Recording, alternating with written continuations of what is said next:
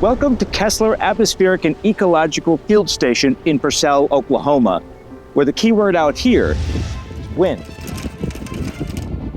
Through the grass and rolling hills, this part of Oklahoma sits in one of the most active weather environments in the U.S. A tornado watch remains in effect for the warned area. Field stations like this exist so researchers can observe how the atmosphere behaves in real conditions.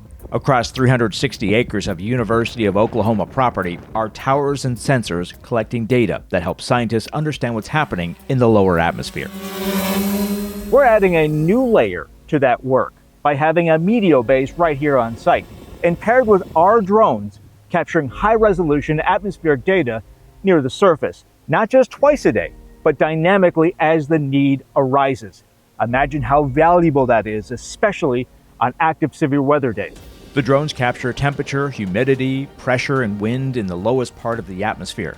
This is where severe storms begin and where data gaps are the biggest. Weather balloons fly twice a day. These flights can happen sub-hourly, giving forecasters a continuous view of how the atmosphere evolved.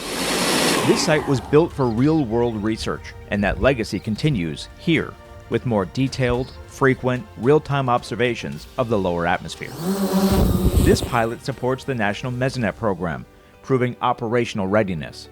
Data streams in real time to Synoptic for integration into national forecast models, and is already helping local forecasters track rapidly changing severe weather. Forecasting cannot rely on gaps in time. It should be a reflection of what's actually happening in the atmosphere right now.